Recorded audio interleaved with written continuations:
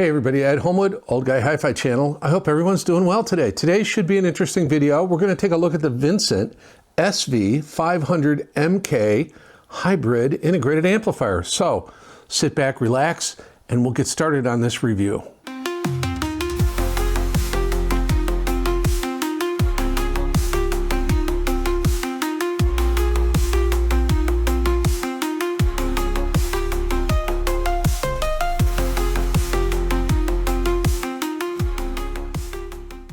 So what is the Vincent SV-500MK? It is a $2,000 integrated amplifier, and what makes it very interesting is it is a full tube preamp front end with a Class AB solid state amplifier section. Now, it claims a frequency response of 20 hertz to 50,000 hertz. It is rated at 2x50 into 8 ohms and 2x80 into 4 ohms. Now, it does have a built-in DAC and it has a bunch of other stuff, and we're going to open it. I'm going to show you the front panel, back panel. We're going to open it up and look inside. But the things that are kind of interesting are the tubes it uses. It uses two 6N1s and one 12AX7. So really, it adds that tube smoothness without any question. It has some good goes into, goes out as. It's a nice piece, got a built-in DAC. We'll talk about that in a little bit.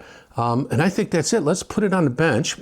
I'll show you the front, show you the back. We'll open it up, we'll look inside, and I'll come back and we'll talk some more about it. Well, here we are looking at the front panel of the SV-500MK from Vincent.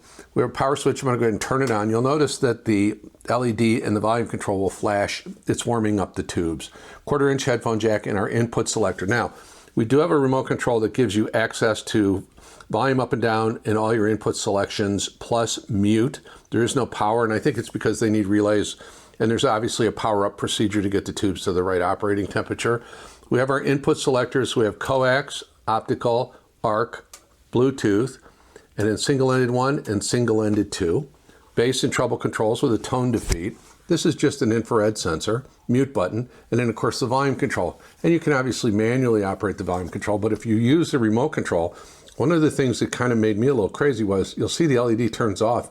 It only comes back on when you've stopped using the remote control. I just think that's very counterintuitive. It should stay on all the time. Anyway, that's just one of the little niggles. Not a big deal. Anyway, so let's spin this thing around and look at the back. Well, here we are looking at the back panel of the SV-500. Bluetooth antenna jack, arc it on HDMI, optical and coaxial SPDIF inputs for the digital inside. Single-ended, two single-ended inputs. We have a fixed line level out, go to a recorder. We have an output marked pre, it's variable, and you can use it as a subwoofer out, which is what I did. We have triggers for additional equipment. We have our binding posts. We have our IEC power socket, our voltage regulator, and we have an auto switch that says on off, and I could find zero information about what that does in any of the owner's manuals I could locate or anywhere on the web page. So anyway, that's a look at the back of the Vincent SV-500MK. Let's open it up and look inside. Well, here we are looking at the inside of the Vincent SV-500MK. We're going to go ahead and start on this side. Obviously, huge 5 kV toroidal power transformer, very powerful, really beautiful. This is all preamp stuff up here, nice motorized pot. Heat sinking here, there are 2 transistors per channel in a traditional push-pull configuration. It is Class AB. We have 20,000 microfarads of really good quality ELNA capacitors. You'll see little WEMA capacitors all through the circuit. It uses 2 different tubes, so it uses 2 6N1s and one 12AX7. In this particular instance, it is actually equipped with an ECC83, which is a substitution for a 12AX7. As you can see, very well laid out. Now, this little section down here, and I'm going to reconfigure and zoom in a little bit because I want to show you something. Well, I wanted to zoom in on this little DAC board section. This is the Bluetooth receiver here. But what I found curious was they've obliterated the markings on this chip and on this chip as well. So no markings at all. They've been rubbed off. Now, doing a little sleuthing, I believe this is the DAC chip, and I believe it is a TI PCM 1792, which is an old Burr Brown design. Now, Vincent's used TI DAC chips in the past, so I believe that's the case. Based on the fact it does 32,384, I think that's what it is. And you know, it's a great chip, so it's not a problem. But obviously, they don't want you to focus on the chip. They want you to focus on the sound of the unit, and this unit does sound very good. So let's do this. Let's button it up. We'll go back in the studio. I'll tell you how I tested it. I'll tell you about the music I used, and I'll share with you my final thoughts. Well, as you can see from looking at the unit and looking inside, this is a really well-constructed unit. There's no question this is old school stuff. I really, really like that. The other interesting thing is, I think the tube preamplifier section with those two 6N1s and the 112AX7 really adds some depth and some beauty and some real warmth to this. It is a beautiful sounding amplifier, and we'll talk about that in just a second. But the other curious thing was, and we talked about it when I had it opened up, is Vincent doesn't want you to know what DAC chip they're using. I think I got it right. I think I got it right at the PCM 1792. And you know what? It doesn't matter. It sounds really good. That's really all that matters. The chip is less important than the implementation is, although I think you got to start out with a good chip, and Burr Brown made some really good chip, makes some really good chips. Now they're branded TI, but I think that was really, really interesting. So the way I tested this unit was my normal way. I had it set up running off of a conditioned power supply, running into a variety of different speakers. I ran it into my big Wharfdales. I ran it into the ELAC Debut 3.0 tower speakers, which you guys probably saw the review of recently. I ran it into the Magnapan LRS Pluses, and I also ran it into a pair of Vienna Acoustic Bach Ultimate little tower speakers. And what else did I do? I tried it on the Opera Callus as well. So the sources I fed it were Artivana from my Artivana server running into a USB isolator, and I used basically just two DACs on this review. I used the Live Harmony, of course, but I also used the internal DAC, and it's quite good. And I was really pleased with that. And so I did a lot of my listening with the internal DAC, figuring, you know what, if you're going to spend $2,000, you ought to know how the DAC in it sounds. And so I did do that. So I listened to a lot of different stuff, but I kind of chose two specific albums that I want to highlight for you right now. So I listened to a lot of different music, but I had a viewer in one of their playlists linked to, I think, one song on this album, and I don't know who the viewer was, but thank you so much. It's this album from Hermanos Gutiérrez called Hoy Como Ayer, or Today Like Yesterday. It's really cool. Hermanos Gutiérrez is a Swiss-Ecuadorian duo of brothers, Esteban and Alejandro, and they both play guitar. And they're really kind of known for their evocative music, blending of Latin guitar, kind of surf rock. There's like elements of spaghetti Western music in it. It's really cool. They kind of that echoey, really reverby sort of Enrico Morchione, did Good, Bad, the Ugly, that kind of a feel to it a little bit. There's some blues in it. It's really cool. Now, this album is from 2021, and it is really atmospheric. It's very cinematic. It really showcases the guitarists, their twin guitar, and their interplay is so, creates this real spacious, emotionally resonant soundscape, really timeless feeling to it. The interesting thing is the way the two of them can weave the leads of the guitar in and out with one another. It almost sounds like it's a single guitar, and the harmonies are so beautiful. It's really, really interesting. It's very, very seamless the way they do it. Very cool. And it makes it kind of emotionally resonant. The music doesn't really ever overwhelm you. It's more kind of about setting a mood or creating a feeling than it is about, exhibiting their technical prowess or their chops on the guitar.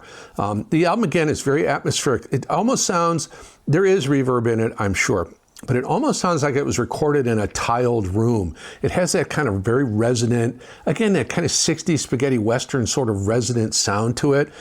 It's really interesting. It's a real good cultural blend of kind of Latin traditions, Americana, surf rock. There's blues in it. Really, really interesting. There are a couple of standout tracks for me. One is the track Hermosa Drive, and it's really interesting. It's kind of an example of their cinematic sound, their twangy, kind of spacious, really, kind of emotionally resonant sound character that they have, particularly on that song.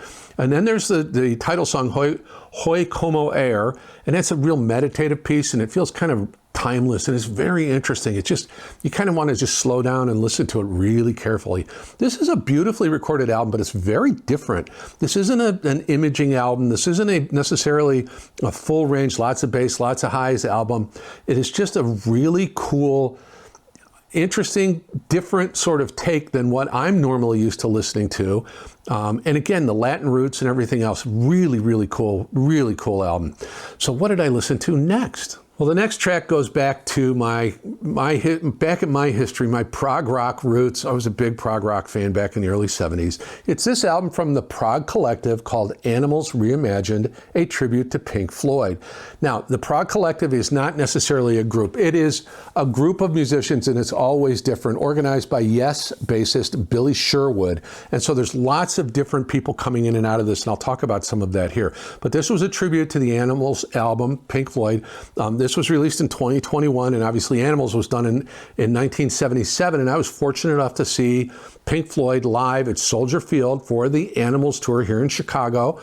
Me, my wife, and 107,000 of our closest friends jammed in the Soldier Field. That was quite a trip. They had the inflatable animals floating over the stadium. It was really cool. Anyway, this is really unique. It's very much obviously that was very much a prog rock classic, and it's kind of just a new reinterpretation of it without losing that prog rock feel. So some of the really cool tracks are like Pigs on the Wing Part 1, and that's sung by Martin Beret, who was Jethro Tull's lead singer. It's got some real acoustic warmth. It's very solid, very kind of a quiet track. And in Dogs, that features Patrick Moraz from Yes and Moody Blues. It features Vinnie Moore from UFO. And that's some real firepower and some real interesting synth textures in there. And then there's Pigs, and in quotations, 3 different ones. And that includes Arthur Brown. That includes Al Di Meola on guitar. Really cool. Very good theatrical vocals by Arthur Brown. And really some virtuosity on keyboards and guitar. I'll spit it out eventually. Anyway, that's a great track. And then Sheep, and that has musician John Ackerman from Focus and Rick Wakeman, obviously keyboard from Yes. And that's got some really dark energy and some really cool, just that kind of really interesting prog elegance. You know, I don't know how to describe it. You got to listen to it. And then there's Pigs on the Wing Part 2, and that closes the album. Again, Billy Sherwood is in that. And that's really kind of a tight and very much modern take on the song. So the album is really cool, and it serves as a tribute to obviously Pink Floyd, but the taking the conceptual depth of Animals and kind of bringing it forward and blending it with some more contemporary prog rock sorts of themes and elements to it. Really a good listen. It's a lot of fun. And also, the Prog Collective, they've got a bunch of different albums out honoring Chris Squire and things like that. There's some great stuff. You should check out their playlist. I will link to both these albums in the video description, and there will be title and Qobuz links for those. So, what did I think of this amplifier? Well, there's a lot to like here sonically. I have some quibbles with it as far as user experience, and I think I mentioned them. Only 2 analog inputs, no balanced. It does at least have a pre-out. You can use this as sub-out. I don't know why it has a line out for recording. Not many people are recording these days. The DAC is quite good. I was very pleased with the sonic quality of the DAC. I kind of have a predisposition to Burr Brown DACs anyway, and it sounded really good and was implemented very, very well. And again, the other kind of niggly thing is if you look at the light on the volume control, as I adjust the volume control, it turns off and the knob is still turning, and you'll see it change, but you can't visually see it while it's turning. I just think that's a missed opportunity there. I also think the lack of some additional analog inputs is a bit of a missed opportunity. But sonically, this thing is exceptionally good, very clean. It very much, you know, this is in kind of the same category, and I've not reviewed one yet, but this would be in the same category, kind of price-wise and concept-wise, as a Rogue Sphinx. The Rogue Sphinx is a hybrid tube front end with a Class D Hypex Encore module. This is, again, the tube front end with a full Class AB amplifier section, and this just sounds rich and detailed and beautiful. It had plenty of power to drive whatever I hooked it up to. I even ran it on the LRS Pluses, and it sounded really good. It really sounded amazing on the Wharfdales. It sounded really amazing on the Vienna Acoustic Bach Ultimates, and a review for that will be out soon. I really think this is an excellent piece. If you're looking for a warmish tone, if you want the power of solid state and all of that drive and that resolution and that just kind of unflappability that you get with really good Class AB, this is a way to go. But then you add that tube front end, and it just kind of it doesn't round the edges off. It just adds a lushness and a warmth to it. The soundstage was big and broad and very well focused. and very wide, well outside the width of the speakers, and good depth, great center focus. And again, a lot depends on the source material. But on the classical music I listened to, it was really interesting.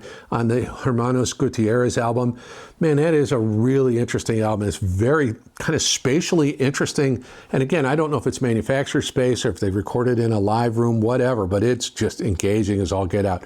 This did a great job. It had plenty of power to reproduce transients. It had, the decay structures were great. I thought it's just a super clean. It does lean on the warm side of neutral, maybe a notch or two onto the warm side of neutral, but it's right in my wheelhouse. It's just a beautiful sound. It does have a lot of the similar kind of sonic character as the Advanced Paris A12 Classic, or possibly even the A10, which I've only had a little bit of experience with, but it does have that kind of tube warmth. Now, this is a full tube preamp, where the Advanced Paris is just a tube buffer with a solid state preamp. So there is a little additional warmth on this, I think. You know, and again, we're talking about a $4,000 amp versus a $2,000 amp. This does a great job. It just may be just ever so slightly softer in the high frequencies than the Advanced Paris is. You're not missing anything. There's not a loss of detail. It's just a little softer, a little more rounded sounding. It's beautiful. It really is. I could listen to this thing for hours and hours, and it didn't matter what I played through it. It all sounded good. It didn't really matter what speakers I hooked it up to. It sounded great. It drove everything without any trouble. It delivered on all of the things I look for in an amplifier. Good resolution, good speed, good detail, really good clear mid-range, just and a beautiful kind of warmth, lushness, and just a very holographic soundstage. Really highly recommend. I just wish it had some more goes intas and goes outas and a little better indicator of what the volume is. But other than that, I can highly recommend this thing. It is beautiful. So anyway, that's my thoughts on the Vincent SV-500MK. Well, hopefully you enjoyed the video. Hopefully you'd consider giving me a like and your subscription.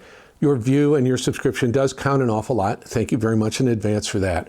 There will be a link to Pangea Distribution or Vincent's website just for information. I have no affiliation with them, but if you want more information, you can go there. There will also be a link to Tidal and Qobuz for the two albums I spoke of. There are some additional affiliate links, or some affiliate links in the video description. You guys know the drill on that. There will be a link to the Community Post playlist. Please check that out. Comment, let me know what you're looking for in an amplifier. You know, a lot of times we think we need 100 watts or 200 watts or whatever, and truthfully, we probably don't. And I kind of proved that when I did a little review of a 3-watt single-ended tube triode amplifier, that we were getting 70 dB with a 1.5 watts. This has plenty of power at 50 watts into 8 or 80 watts into 4. It will drive anything. It'll drive it to good volume levels without any problem. I never felt like it was going to run out of steam. So this would be well worth considering if you're looking for that holographic tube soundstage and the good drive of a Class AB amplifier. So anyway, comment, let me know your thoughts. I've said all I need to say about the Vincent SV-500MK. So please like, please subscribe, please comment. If you want to, you can follow me on Instagram. I occasionally show up there. My name is Ed Homewood. This is the Old Guy Hi-Fi channel, and it's, as I always say, it's your duty to yourself to put on some beautiful music, listen, enjoy, relax, and just wind down from your busy day. Thanks so much for your time. I hope you have a great day.